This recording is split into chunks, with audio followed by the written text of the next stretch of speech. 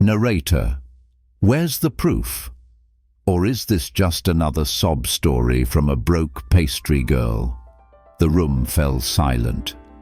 All eyes fell on the red-haired woman standing there, her hands still dusted with flour, her gaze fixed on the aged paper in her hand. A recipe, a relic, a truth that no one wanted to face. Her name was Ivy Quinn, the most talented baker at the Crimson Crust flagship store in Portland. But no matter how talented she was, no one believed her.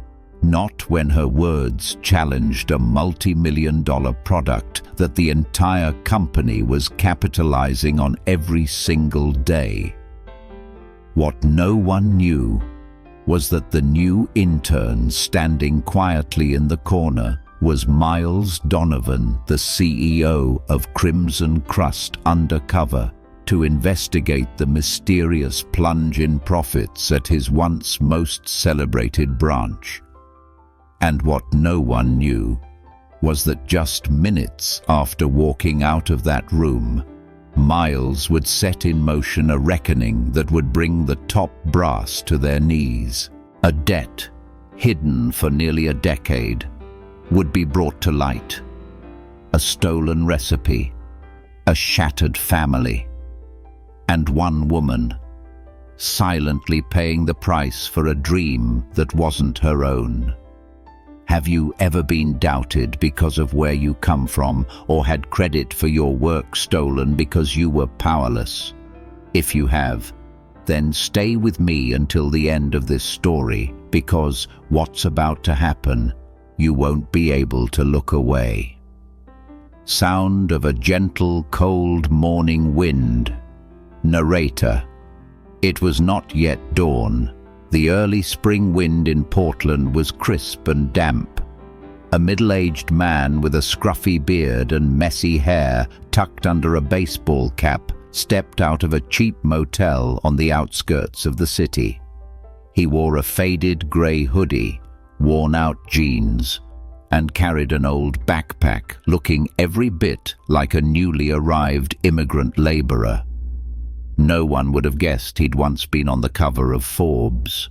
No one would have recognized him as Miles Donovan, the founder and CEO of Crimson Crust Bakery, the artisan bakery chain famous across America with over 40 locations.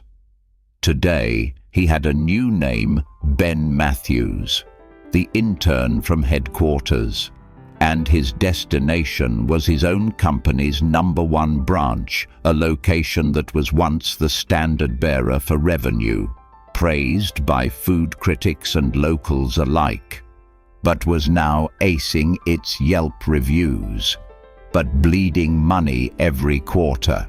Miles had hired consultants, auditors, and customer experience experts, but every analysis ended with the same conclusion: no identifiable internal cause. And he remembered the words of his elderly father, a lifelong baker. If you want to know why a cake is ruined, sometimes you have to get your own hands in the dough. His rental car stopped 2 blocks from the main storefront. Miles stood looking at the Crimson Crust sign under the dim streetlights. It was still the same warm brick red, with the classic handcrafted font he had sketched in his notebook all those years ago. But as he stepped through the glass door, the first thing that made him pause was that the lights in the kitchen were already on. It was only 4:45 a.m. Through the small window of the kitchen door, he saw a woman with high ponytail red hair, her sleeves neatly rolled up, moving with unbelievable speed and precision. She was kneading dough, not in some industrial fashion, but in the way of someone who had done it thousands of times, driven by instinct, by muscle memory, by something akin to love, but harder, more austere responsibility. She didn't look around, didn't pause for a single beat, Beside her were trays of perfectly rolled buns, their layers of cinnamon, brown sugar, and butter as smooth as velvet. No one was guiding her. There were no flashing cameras for an ad shoot. There was no spotlight. There was only a silent symphony, and she was its conductor. 5:00 a.m. The door swung open. A tall man in a black apron greeted Miles with a professional smile. Ben. Right. The new guy from HQ. Miles nodded, trying to adjust his posture into the awkward, timid manner a new guy should have. He was led past the empty glass counters, the same counters that would be overflowing with pastries and lined with customers in just a few hours. The air was already thick with the scent of baked butter, caramelized sugar, cinnamon, and a hint of gentle sourdough, the scent of memories, of comfort. But this time, it made Miles feel a lump in his throat. That's Ivy, Logan, the morning shift manager, whispered as they passed the kitchen door. She handles all the morning pastries and the artisan lines. Been here longer than I have, doesn't talk much, and is very particular. Best not to get too close to her station. Miles didn't reply. He just stood there, watching. There was something in her every movement, not just skill, but a pain, compressed into each perfectly twisted coil of dough, hidden beneath a glistening layer of caramel. That woman, she clearly wasn't baking for joy. She was baking to survive. The morning shift unfolded like a steady symphony, where each person had a task, but only one person was the center. Ivy Quinn. She didn't need to give orders, didn't need to look at anyone. But the entire kitchen seemed to move to the rhythm of her hands. The first trays of pastries came out of the oven at 6:30, and just 30 minutes later, the line of people outside was already wrapping around the street corner as if that aroma had a magnetic pull, drawing them from every part of the city. Miles observed Ivy's every move. She twisted each roll by hand, no molds, no machines yet. They all shared the same size, the same number of twists, the same shimmering, deep amber caramel glaze when they came out of the oven. The early morning sun shining through the glass made the pastries look as if they were gilded in gold. Customers call these by her name. You know, Logan said quietly, standing next to Miles at the counter. But she never lets us put her name on the menu. Doesn't like the attention, no photos, no interviews, and she refuses to be in any promotional videos. Miles gave a slight nod. The attitude was strange, yet familiar.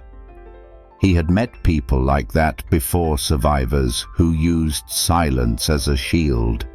People so weighed down by the past that all they knew was to work, and work, and work, as if everything would collapse the moment they stopped. Around 9:00 a.m., when the morning rush had subsided, Miles sat in the back prep area, pretending to learn how to weigh butter, but his eyes were always on her. A small incident occurred. The young kitchen assistant, Sam, dropped an entire tray of raw dough near Ivy's station. Dough spilled across the floor and onto a lower shelf. The boy froze, his face pale, but Ivy didn't scold him. She didn't sigh. She just bent down, her gloved hands picking up each piece of dough, picking up the shattered confidence along with it. "First rule of the bake shop," she said softly. Accidents happen. And then, without turning her head, she told Sam, "Next time, lock the tray rack when you move it. Now, clean this up and get back to your station." Miles moved to help, but just as he touched a bag of flour, she held up a hand white with flour, signaling him to stop. "You're new. Go learn the order station with Logan." That's all she said. Not cold, not insulting, but her voice carried an invisible boundary. Clear, firm, non-negotiable. And her eyes, the first time she looked directly at him, were deep, dark brown, and unreadable. It wasn't a look of arrogance. It was the look of someone who was far too used to doing everything alone. After that incident, Miles didn't interfere again. He stepped back into his role as the intern, but he saw everything. Ivy took no breaks, sent no text messages, drank water no more than 3 times in the first 8 hours. Whenever someone offered to help, she would nod politely, but still do it herself. She dragged a 50-pound bag of flour across the kitchen without asking for help. She wiped every last crumb of sugar from the countertops before anyone had a chance to mention it. And whenever a customer praised a pastry, she didn't smile, didn't look up as if the compliment wasn't meant for her. Miles jotted down in his notebook, "She's not living for recognition. She's living to complete something that no one else understands." He'd met people like her, but they were usually running from pain, not towards glory. That afternoon, a rush order came in 6 dozen almond rolls for a high-end brunch downtown. The moment Logan got off the phone, he called out, "All hands on deck, Ivy. Emergency order for almond rolls. Ben, you assist her." Miles walked over to Ivy's station, trying to maintain just enough clumsiness not to arouse suspicion. She didn't look up. She just pushed a thick, pre-rolled sheet of dough towards him, then said quietly, "Roll it like this." Her hand glided across the dough, folding the edge, a light press, a smooth twist, and onto the tray. It all took exactly 3 seconds. Not too tight, and not too loose. The dough will tell you what it needs. Miles nodded, attempting to copy her, clumsily on purpose. But Ivy glanced over and her brow furrowed. She came closer, placing her hand over his, gently but firmly guiding his movements. "Feel this tension. If it's too strong, the dough will lose its breath. If it's too weak, the bun won't rise properly." Miles listened intently, but his mind was drawn to her hands, thin, sinewy, covered in old scars and burns, with veins standing out beneath the skin. Those were the hands of someone who had fought with ovens, with time, with life itself. As she moved his hand, the sleeve of her shirt slipped down, and Miles suddenly saw a small tattoo, a small black flame, simple but distinct, on her left wrist.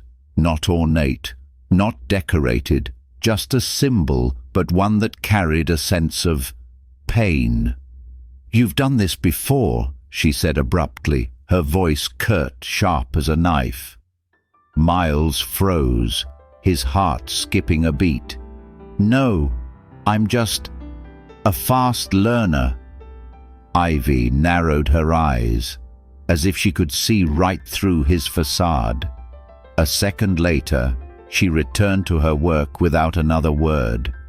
But from that moment on, something in the air between them shifted. It was no longer invisible. It was cautious. Miles continued rolling the dough, this time with the correct technique, but slowly. Ivy offered no more instruction. She just silently did her part of the work at 3 times his speed. At the end of the shift, the kitchen was clean, the pastries were boxed, and the customer had their order. Miles let out a sigh of relief, but Ivy still hadn't stopped. She was carefully washing each tray, gathering leftover flour and reorganizing the supply closet. When she noticed a large flour bag was running low, she didn't call for anyone. She just bent over and dragged it from the storeroom to the kitchen, all 50 pounds of it. Miles approached her. "Let me get that. I don't need help." She cut him off, still not looking up. "I'm used to it, seeing this." Logan spoke up. "Ivy, let me cut the bag open. Ben can help you move it." She shook her head. "I'm fine. Not angry, not sharp. Just an independence that was almost cold." Miles stood there, watching her silhouette disappear behind a rack of flour. A stone seemed to settle in his stomach. But what confused him the most was the feeling of familiarity. Not because he had met Ivy before, but because he had once been her, the one who worked past all hours, refused all help, rejected all rewards, denied all rest, because deep down there was always an unnameable debt that had to be paid. 8:50 p.m. The shop had been closed for hours. Chairs were flipped onto tables. The lights in the customer area were off, leaving only the quiet glow from the kitchen and the manager's office. The sounds of scrubbing pots and clanking baking sheets echoed steadily. Only 2 people remained in the kitchen, Ivy and Miles. It was Ivy's 6th consecutive day of work, and according to Logan, her 3rd double shift of the week. But she showed no signs of slowing down. Only now, if you looked closely, you could see the shadows under her eyes were darker. Her movements, while still precise, had a slight hesitation, like the ticking of a clock about to wind down. Miles pretended to be cleaning near the storage area. He couldn't take his eyes off the way she worked. It wasn't like trying. It was like straining. It wasn't like being diligent. It was like repaying a debt. At 9:15, as he was wiping down an industrial refrigerator, Ivy washed her hands, dried them, and walked quietly towards the manager's office. She knocked on the door. Inside, Monica Fields, the branch manager, was reviewing the weekly timesheets. "Excuse me, sorry to bother you." "Yeah." "Ivy, what's up?" She stood tall, her voice soft but firm. "If Madison isn't back next week, I'd like to take her morning shifts for Monday and Wednesday." Monica looked up, her brow furrowed. "Ivy, you're already hitting your max hours. Your Monday shift is already 8 hours, and you're working overtime today. I can clock out at 8 and stay to help." "Off the books. You know I can't let that happen." Ivy was silent for a few seconds.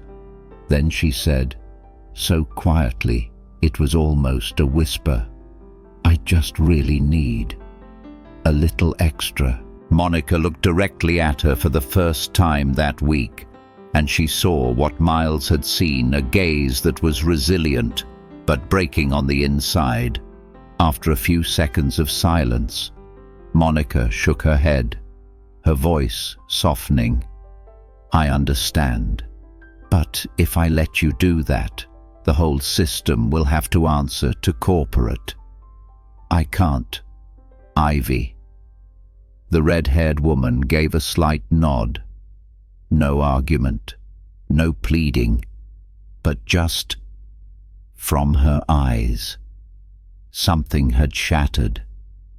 Miles watched from the doorway, his heart aching as he saw her turn and walk out, her lips pressed into a thin line. She didn't know anyone was watching.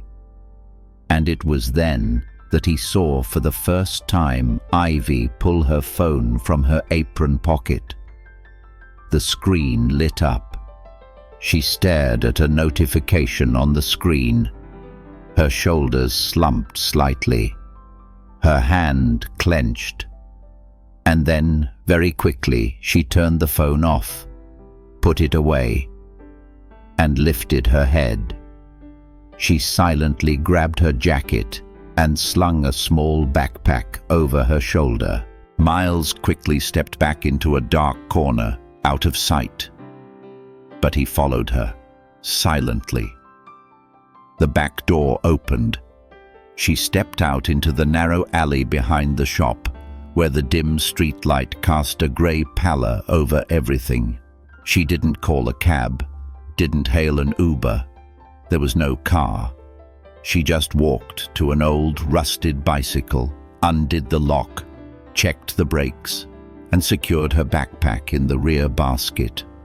She pedaled away, disappearing into the sparse night traffic without a word, without a single sign of loneliness. But it was that silence that felt more suffocating to Miles than any sound could be. A woman so talented that her creation was making millions of dollars a year, yet she had to beg for extra shifts and bike home in the middle of the night, just to survive. Miles wrote a short line in his notebook. No one person can carry a company. But it seems Ivy is carrying the weight of a mistake she never made. That night, Miles couldn't sleep.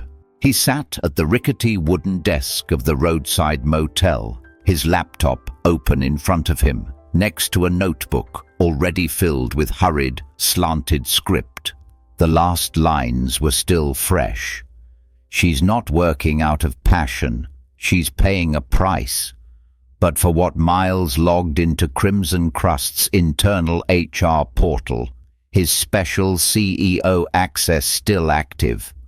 He opened the file for Ivy Quinn, the employee the entire system recognized for being Employee of the Year, 7 years running, yet had never accepted a promotion, never taken an extra bonus, and frequently turned down raises. Strange. He quickly scrolled past the performance reviews, perfect scores, leave history almost completely empty. And then he saw a small line item under payroll deductions. Recurring secondary payment to Hamilton Financial Services. Payment schedule monthly on the 15th. Deduction amount a fixed sum, not a percentage of her salary. Miles sat up straight. He knew that name. Hamilton Financial was one of the most notorious private lenders on the West Coast, specializing in short-term rescue loans for small business owners who'd been rejected by banks. But he also knew their dark side. They were legal vultures. Exorbitant interest rates, punishing terms. A single signature could turn a $50,000 loan into a $500,000 debt within a few years if you missed a payment. Miles dug deeper this time into the confidential internal notes section, a place only senior management and the CEO could access. The file opened. Note deduction initiated February 2018. Per employee request. No company contract involved. Voluntary. not processed through finance department. 7 years. For 7 years, Ivy had let a portion of her monthly salary flow directly into the coffers of Hamilton Financial without the company knowing why, and without anyone asking.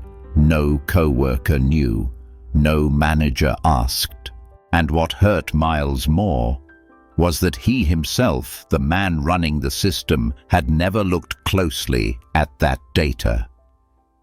He pulled up the charts reviewing Ivy's monthly net income and expenses. Even though her salary had increased periodically each year, the amount Ivy actually took home was virtually unchanged. Some months, she received less than $900 after all her deductions, and that was completely absurd.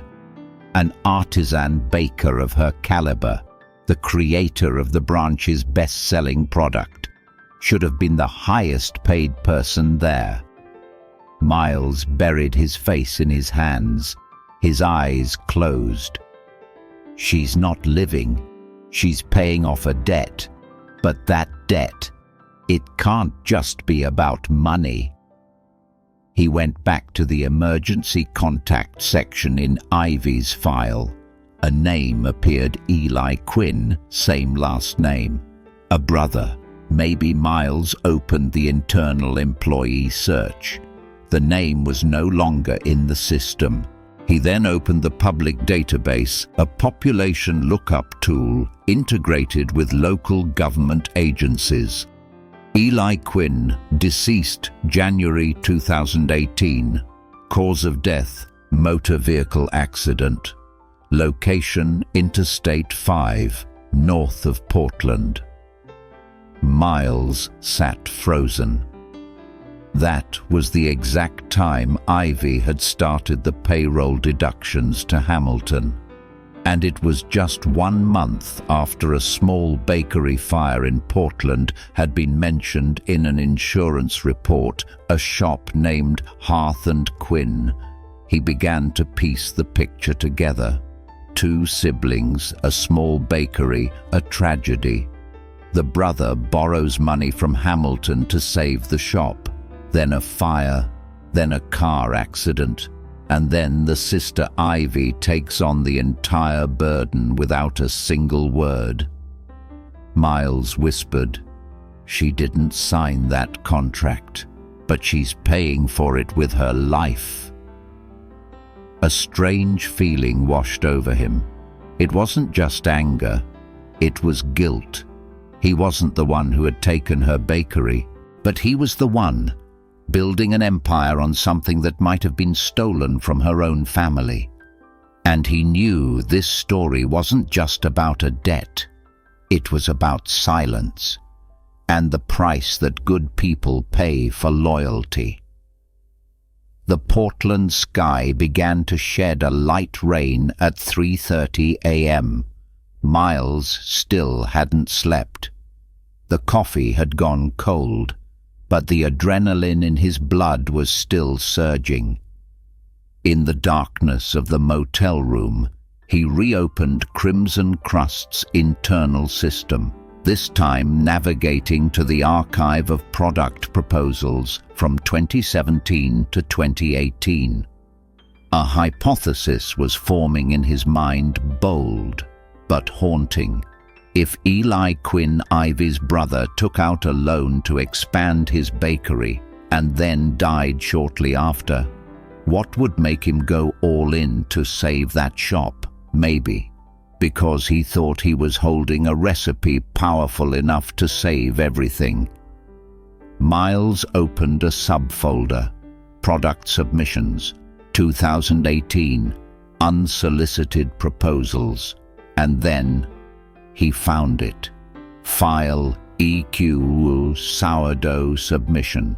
PDF date. Sent January 4th, 2018 from Eli Quinn. Subject: Sunrise, Heritage Sourdough, a recipe for sustainable distinction. Miles opened the file. It wasn't just a bread recipe. It was a complete research paper. Hydration ratios, flour to starter percentages, proofing times, ambient temperatures, natural leavening, acidification levels, detailed down to a 0.1 degree margin of error. At the bottom of the document was a scanned, handwritten note. "This is the most perfected version I've ever made. For Ivy. If it can help her stop waking up at 3 a.m., then it's all worth it." Miles swallowed hard. He didn't need to check to know this was the very formula that created Crimson Crust's second best-selling sourdough line, a bread that accounted for nearly 25% of the company's total artisan division revenue. A recipe that was officially commercialized 6 months after Eli died under the name the Sunrise Heritage Line, and credited to someone else. Miles immediately unlocked his executive-level access. He went to the product development archives and pulled up the official version of the current sourdough line. The result, a 98% match. Identical ingredients. Identical mixing method. Identical fermentation times. Only the packaging design was different. Miles could barely breathe. He switched to the internal email archives. He searched for the person in charge of that bread development project, Connor Vance, the former VP of Product Development, the man who had received a massive bonus for his innovative new idea after 2018. The email chain appeared. One subject line stood out, sent from Connor himself, dated June 2018. Subject: finalized internal formulation for heritage sourdough, do not forward. Attached to the email was a PDF nearly identical to the one Eli had sent, only the font was changed, the title was altered, and the author's name was removed. But the body of the proposal, rewritten in marketing jargon, retained the entire original recipe. Connor had copied Eli's entire formula, changed the title, and submitted it to the executive board as an internal breakthrough. And the most bitter pill of all, Eli's original submission file was marked "rejected, does not align with brand direction." Miles sat in silence. His heart pounded in his chest. He didn't know what kind of man Eli Quinn was, but he knew one thing for certain. He had died believing his life's work had been rejected, and the company Miles founded, knowingly or not, had let someone else steal it and make millions from his creation. And the person carrying the debt left behind by that death was a red-haired woman who came to work at 4 a.m. every day and had never received a single cent in royalties. Miles whispered, "We don't just owe Ivy, we owe Eli, his name, and the justice he never received." The Portland sky was as grey as Miles's mood when he left the motel the next morning. His old hoodie was soaked from the drizzle, but he couldn't feel the cold. The only thought in his mind was, "We built an entire product line on a lie." The man who had turned that lie into reality was named Connor Vance. Miles remembered him clearly. Connor had once been one of Crimson Crust's brightest stars, polished, articulate, and a media favorite. But 5 years ago, he had left the company quietly for personal reasons, following an internal investigation into questionable expenses. Now, Miles knew the hidden truth ran much deeper. He reopened the internal files, the bonus payment section.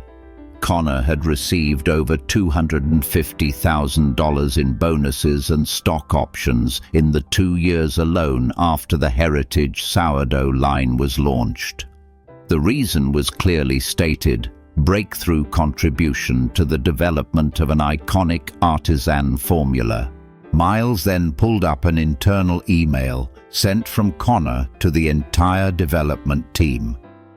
After months of testing, I believe our Heritage line is the perfect tribute to the core values of our brand. Each slice is a journey of flavor, traditional yet modern, and is entirely the result of in-house innovation. He read that last line again and again, entirely the result of in-house innovation, and he felt blood rush to his temples. It wasn't in-house innovation. It was organized theft. He picked up his phone. He was about to call the legal team directly, but then he stopped. No, this wasn't just about a lawsuit or an internal investigation. It was part of something bigger, an apology that was never spoken, a debt of honor. He decided before doing anything else, he needed to face the only person who had survived this whole ordeal: Ivy. She deserved to know the truth, not in an email, not through someone else, but directly from the man leading the very company that had inherited her brother's work. 5:00 a.m. Miles walked through the back door of the shop, still playing the part of Ben, the quiet intern.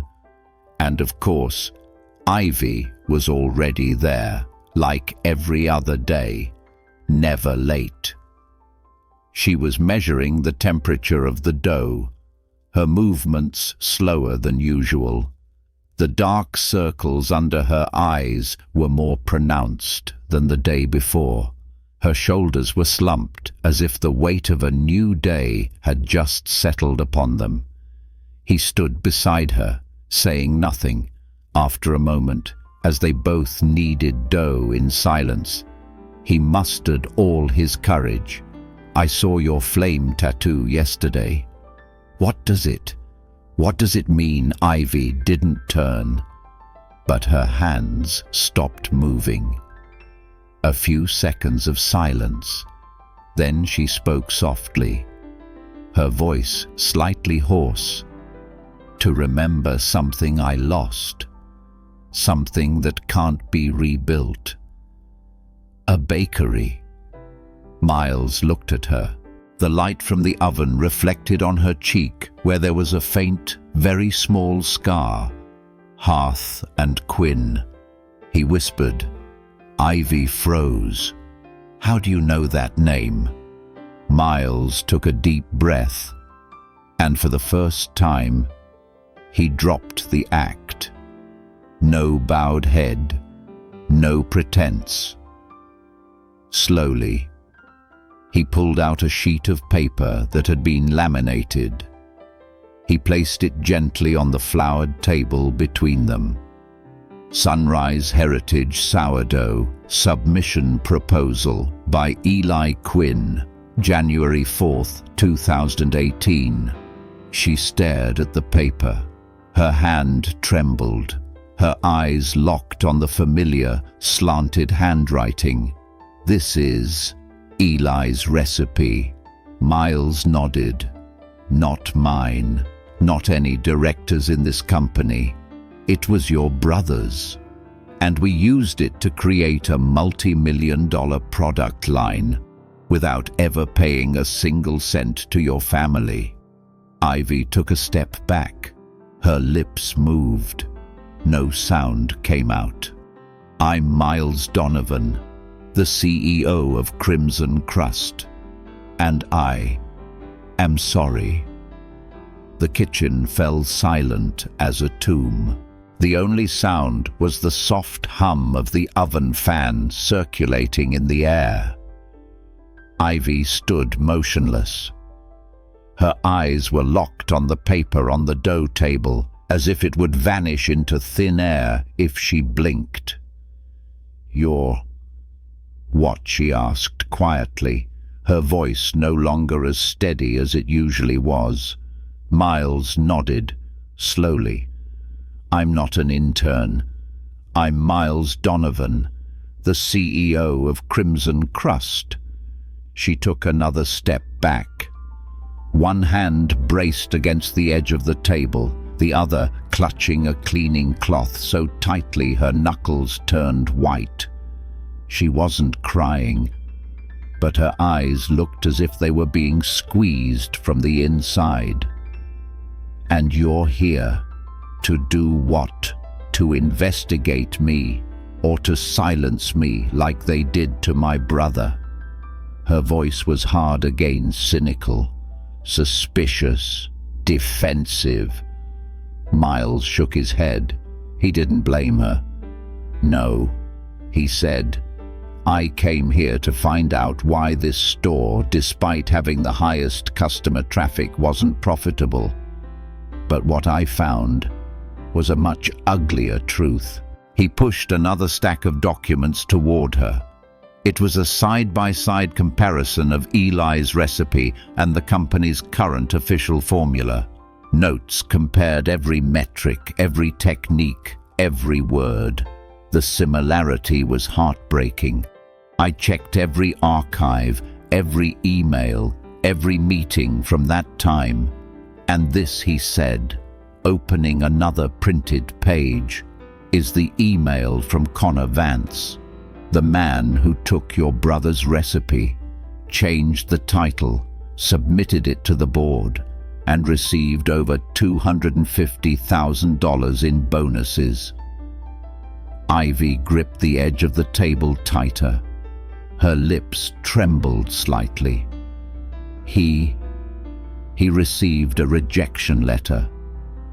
2 weeks later, the shop burned down. A month after that, my brother drove his car off the highway and never came back.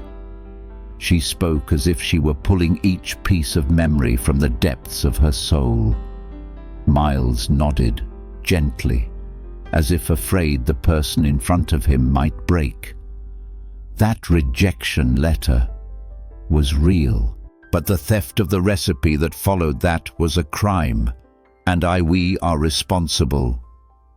Ivy sank onto a small stool by the table. Her hands were clasped together. Her face was a storm of emotions, pain, anger, relief, and then confusion. She mumbled, as if asking herself, "So, for the past 8 years, I've been baking with my brother's recipe. They've been selling it. And I've been paying off its debt." Miles sat down across from her. "No, you weren't just baking. You were keeping the recipe alive. Without your hands, that product would have no soul, no spirit infused into every batch each morning. But the system never acknowledged you. It never acknowledged Eli." The kitchen door suddenly opened. Logan walked in with 2 other employees, ready to start the morning shift. They froze when they saw Ivy sitting her hair down, her eyes red, and Miles no longer playing the part of Ben. "What's going on?" Logan asked hesitantly. Miles stood up, his eyes meeting the gaze of the most honest manager he'd ever met. "Logan," he said, his voice firm, "I need you to call Monica, ask her to come in immediately. After that, contact the regional director and tell them the CEO is requesting their presence at an emergency meeting at 9 a.m. this morning." Logan was stunned. "Wait." CEO Miles nodded. "Yes." He turned back to Ivy, who was still sitting silently, her hand resting on the original recipe. "And in the meantime, she and I have a few things to finish." The story was no longer about ovens or bread. It was about honor, about loyalty, and about a debt this company had buried for 8 long years. 8:58 a.m. The small meeting room behind the flagship store, usually reserved for internal training, had now become the epicenter of an impending earthquake. Seated at the long table were 6 people, mostly regional directors and senior executives. 2 others appeared on a Zoom screen. One of them was Evelyn Granger, the chairwoman of Crimson Crust's board of directors. The air in the room was as thick as unrisen dough. Ivy sat in the corner, her apron still dusted with flour, her hands clasped tightly in her lap. Her eyes were fixed on Miles, who stood before a large projection screen, a clicker in his hand. "We won't take long," he began, his voice low and decisive. "What I'm about to present may surprise some of you and anger others. But before you react, I ask that you look at the data." The screen switched to the first slide. Title: Intellectual Property Violation. The Sunrise Heritage Sourdough Line. A few people frowned. Evelyn tilted her head, her eyes narrowing. Miles continued. 8 years ago, the company received a sourdough recipe submission from a small-time baker named Eli Quinn. This proposal was officially rejected, but in reality, it was stolen. He clicked to the second slide. A scan of the original recipe with a signature and date. That same year, Crimson Crust launched its Sunrise Heritage line with a formula that was a 98% match to this submission. The official recipe was credited to Connor Vance, then the Vice President of Product Development. He clicked again. A detailed comparison chart appeared. Ingredients, ratios, fermentation times, proofing temperatures, every detail matched. Connor Vance later received over $250,000 in bonuses. Meanwhile, Eli Quinn, the true author of the recipe, died in a car accident, believing his life's work was worthless. The room froze. A regional director let out a sharp breath and lowered his head. Evelyn's brow furrowed, but she remained silent. Miles turned to Ivy, who was now gripping the arm of her chair so tightly her knuckles were white. The woman sitting across the room is Eli's sister, Ivy Quinn. She hasn't just been baking. She is the one who has kept this recipe alive for 8 years, without a single complaint, without a single request for a promotion. Every morning, she arrives here at 4:30. Every month, she sends a portion of her paycheck to Hamilton Financial to pay off the loan her brother left behind to save his bakery. A debt that, by all rights, this company should have carried. Evelyn spoke, her voice like ice. "Mr. Donovan, your decision to go undercover was not approved by the board. This was a unilateral action, and your claims need to be verified by our legal team." Miles didn't flinch. "And this," he said, projecting the next slide, "is the email from Connor to his product team, where he attached the recipe, changed the proposal's name, and claimed it as an entirely in-house creation. All of this has been extracted from our secure archives." A man on the Zoom call, Franklin Doyle, the longest-serving board member, spoke in a low growl. "So, what are you proposing?" Miles looked directly into the camera. 3 things. 1. Crimson Crust will immediately pay off the entirety of Ivy Quinn's debt to Hamilton Financial. 2. Financial restitution at a proposed rate based on industry standards for intellectual property totaling $3.2 million, back paid from 2018. And 3. The company will appoint Ivy Quinn as head of artisan product development, with full creative control and quarterly profit sharing, effective immediately. A wave of reactions swept the room. $3.2 million. Stephen Langford, the CFO, jumped to his feet. We can't just create money out of thin air. Miles cut him off, his voice sharp as a knife for the first time. Thin air didn't create this recipe. A human being did, and he died because of us. And his sister has lived like a shadow for 8 years because of our mistake, Evelyn said coolly. You're putting the company's entire reputation on the table. Are you prepared for the media to find out about this? Miles nodded. If we don't act, I will send this entire file to Food and Culture Weekly. They're already planning a special feature on Crimson Crust's heritage baking. I believe they'd be very interested to learn who the real author is. An electric silence descended upon the room, and then a quiet voice spoke up, not from Miles, not from the board, but from Ivy. I'd like to say something. The small conference room fell into a deep silence.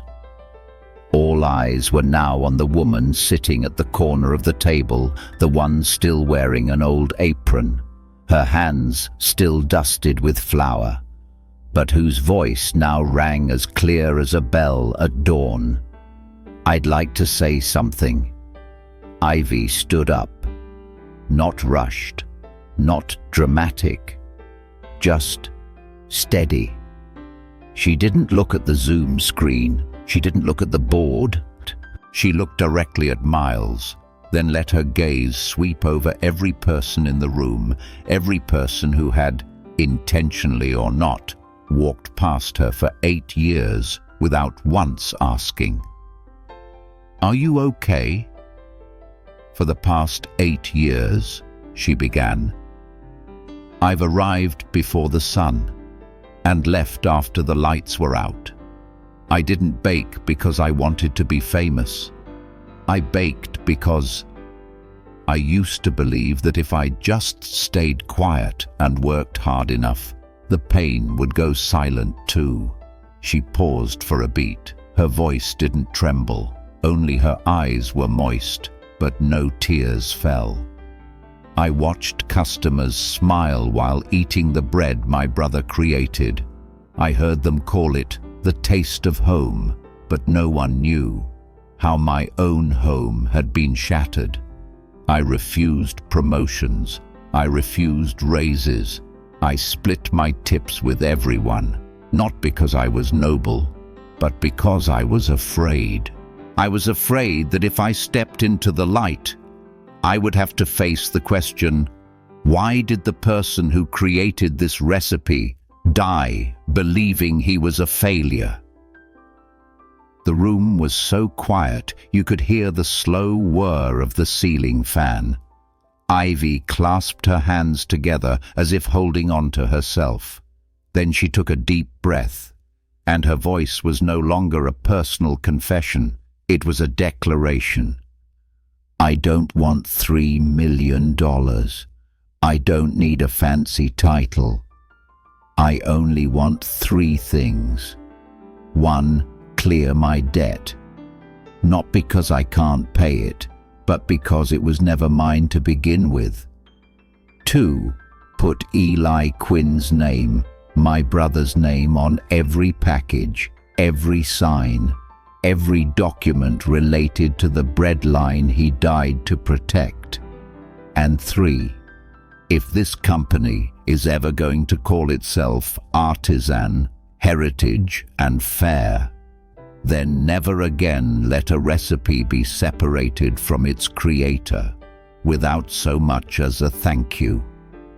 No one spoke. Even Miles, who always commanded the room in executive meetings, took a step back. This moment didn't belong to him. Evelyn on the Zoom screen gave a slight nod, as if she had finally felt something real. "Ms. Quinn," she said, "the board would like to adjourn to a private breakout room to discuss for 30 minutes. We will respond immediately after." The screen went dark. The room was filled only with the sound of breathing. Ivy sat down, leaning back slightly in her chair. Miles looked at her. He didn't ask if she was okay, because he knew she was finding herself again, not through victory, but through truth. 35 minutes later, the Zoom screen lit up again. Evelyn appeared, this time with all 6 board members present behind her like a collective statement. After reviewing the evidence, cross-referencing it with internal data, and consulting with legal counsel, the board of directors of Crimson Crust Bakery would like to issue its official response. Everyone held their breath. "We acknowledge that we failed to properly investigate the origin of the Sunrise Heritage sourdough recipe. We confirm that Mr. Eli Quinn's proposal was wrongfully used by former Vice President Connor Vance. This was a severe breach of intellectual property ethics." Evelyn looked directly at Ivy for the first time. "Therefore, the board has unanimously agreed. First, Crimson Crust will assume full responsibility for paying off Ms.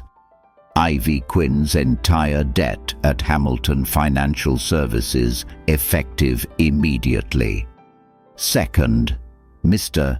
Eli Quinn's name will be recognized as the original creator of the Sunrise Heritage recipe and will be officially printed on all packaging, signage, and marketing materials. And third, Ms. Ivy Quinn will be offered the position of head of artisan product development with full creative control, an executive-level salary, and a share of the product line's equity.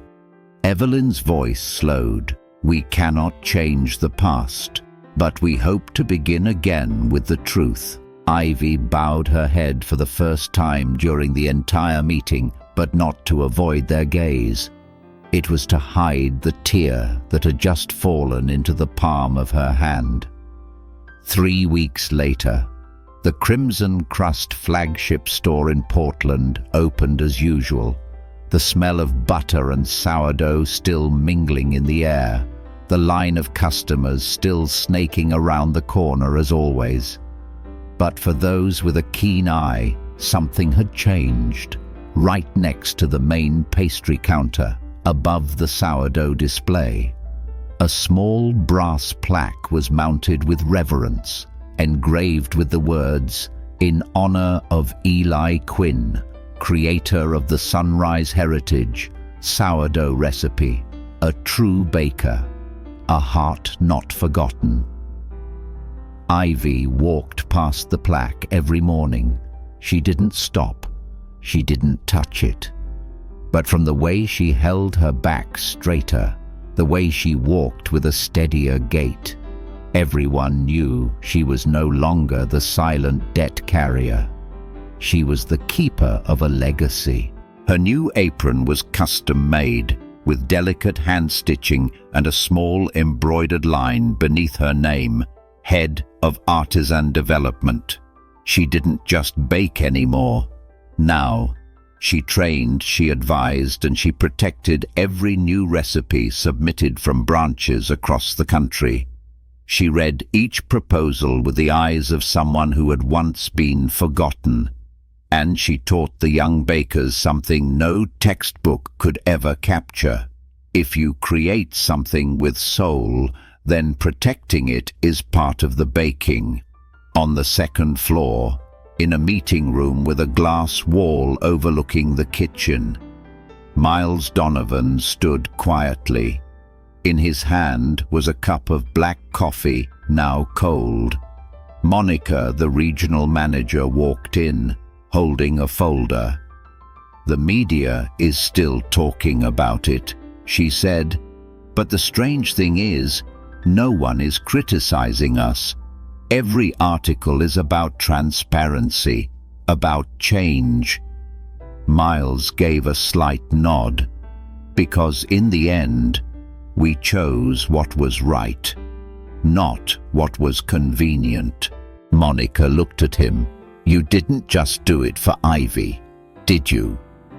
Miles was silent for a few seconds, then replied, "No, I did it for myself. Because I was once an Eli, I had to mortgage everything I owned just to open my first shop. And because I know what it feels like to be rejected, not because your recipe is bad, but because your name isn't powerful enough, I did it. Because I never want that to happen again." He turned to look at Ivy, who was now guiding a new baker, showing them how to knead dough to a slow, steady rhythm. She didn't ask to be a leader. She didn't have to scream for justice. She just had to stand her ground, and the truth found its way to her. Down in the kitchen, a new baker timidly asked Ivy as she was learning to roll buns, "If I create a new recipe, how can I make sure no one takes it?" Ivy looked at the young woman, her eyes softened. She didn't answer right away. She just glanced up at the brass plaque in the distance. Then she turned back, smiled for the first time in years, and replied, "Because now there's someone watching the ovens for you. And that person knows a recipe isn't just a recipe, it's a memory, it's blood, it's faith." In a world where fame often belongs to the loudest voice, the story of Ivy and Eli reminds us that some recipes don't need to be on television to become immortal. Some recipes make a delicious cake, and some recipes make a person. Not everyone gets their name in lights, but kindness and resilience, if they are preserved, will always live on in every slice, in every morning. Don't be silent when you see the truth being forgotten, because sometimes one voice, standing up at the right moment, is the only way for those who are gone to live again with honor.